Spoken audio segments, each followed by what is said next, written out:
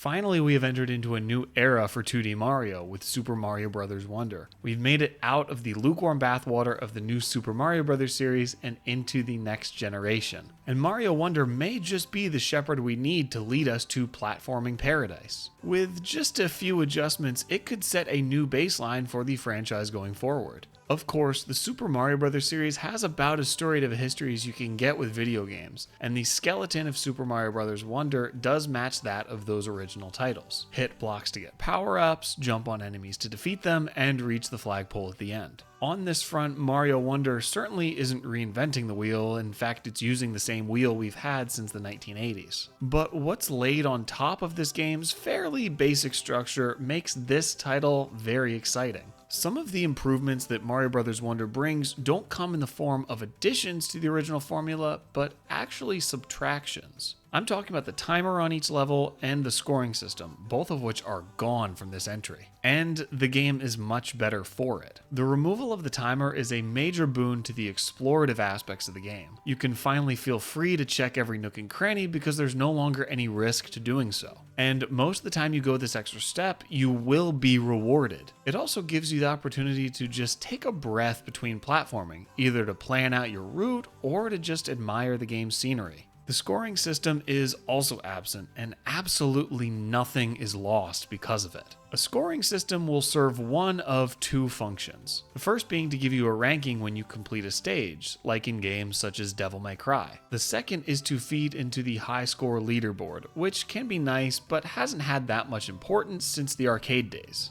But enough about what Super Mario Bros. Wonder takes away, let's talk about what it adds, which is quite a lot. Now, while the structure of the game largely follows that set with the original Super Mario Bros., Super Mario Bros. 3, and Super Mario World, there's another classic Nintendo game that this one reminds me of more than any other, and that's Yoshi's Island. Yoshi's Island is the sequel to Super Mario World, but was also unique enough to start its own franchise. The creativity level of this game is simply off the charts, and each level is original and surprising in what it throws at you. And it's all wrapped up in a gorgeous art style and fantastic soundtrack. It might be a point A to point B platformer, but it's so much more than that. And all of this is equally true for Super Mario Bros. Wonder. The amount of imagination poured into it is astounding, and there's a few factors of it that lead me to believe that the development team was looking towards Yoshi's Island for inspiration. The first of this is the exploration and the fluidity of the level design. Usually, running in a straight line from the start of the stage to the end is easier said than done.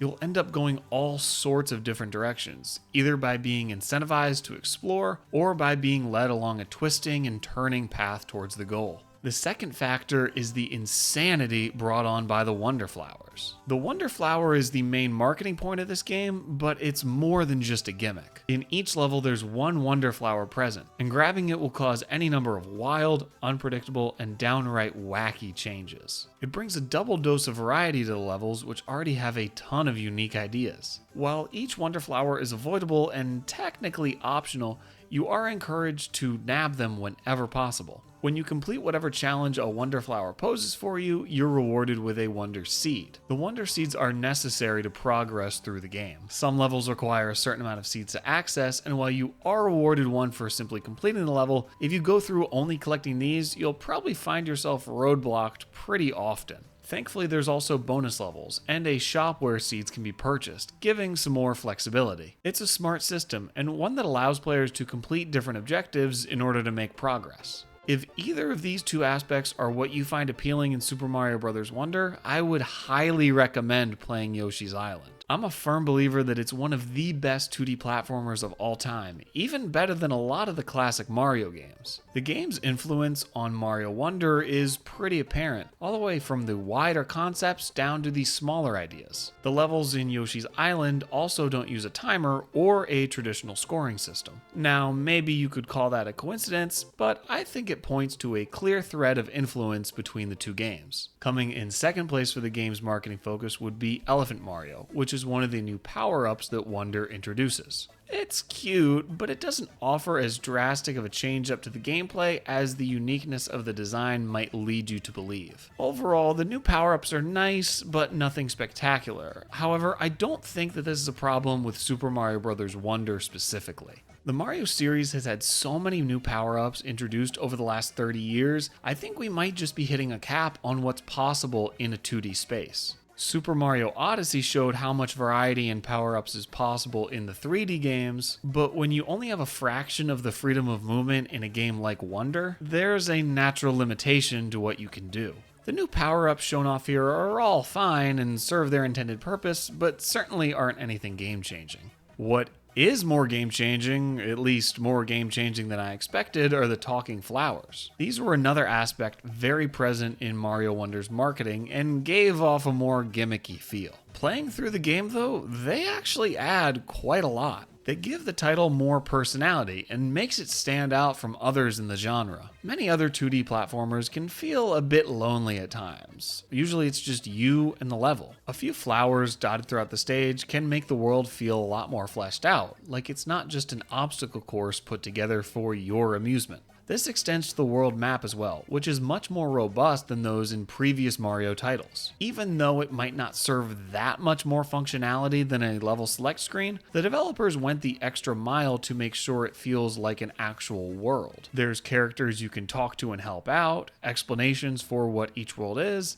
and shops where you can purchase items and badges. And speaking of the badges, to me they represent the biggest potential for future 2D Mario games. Each badge can be equipped to give you some special ability, like floating in the air or giving you coins for defeating enemies. Only one badge can be equipped at a time, which is a pretty big limitation to the system. However, I completely understand why they did it. This is the first time anything like this has been implemented in a Mario game, and a lot of these abilities are things that Mario has never been able to do before. So it's a fine system, but I hope it won't be this way in future Super Mario Bros. Titles, because giving the players power to use many of these abilities at once would be a perfect way to raise the skill ceiling while keeping the skill floor in its currently pretty low position. While there's some badges that overlap with each other, there's plenty that don't, and there's no reason that these shouldn't be able to be used together. For example, there's no scenario where there could be confusion between the dolphin kick and the parachute cap, so why not give players both of them at once? By baking these abilities into Mario's core moveset, you can allow more experienced players to take advantage of them to get to harder to reach areas, while still making getting to the flagpole easy enough for players that just want to run and jump. It could be a great way to cater to newcomers to the series as well as veterans, which is a dilemma that the 2D Mario games have faced for a very long time. Back when Super Mario Bros. Wonder was first announced, I said in a video that the thing I wanted most out of it was a good challenge. The older Mario titles required some pretty tight platforming, and this element was lost in the new Super Mario Bros. Series. So yeah, I'm very excited to see what Super Mario Bros. Wonder brings to the table. I think what I'm most hoping it has that I feel a little bit nervous about is a good challenge, because those new Super Mario Bros. Games, except for maybe like the last 2 or 3 levels, they're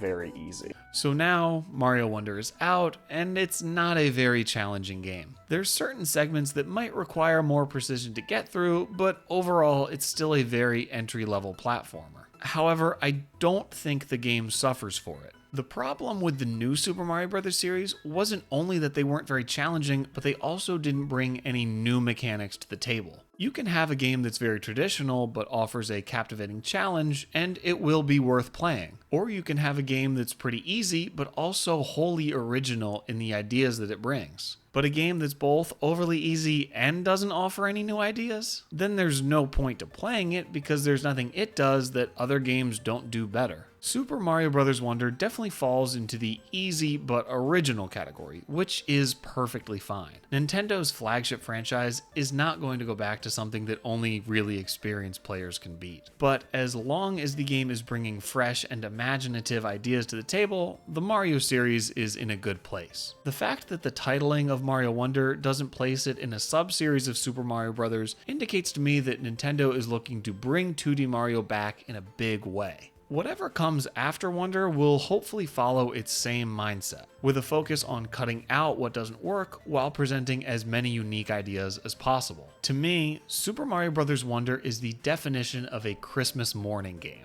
Playing through it can feel downright magical at times. It's inventive, approachable, exciting, and yes, wonderful. I can't think of a better game to unwrap under the tree. It marks the start of a new generation, not just for 2D Mario games, but also 2D Mario fans. The Super Mario Bros. Series has hope for the first time in years, and I can't wait to take this journey.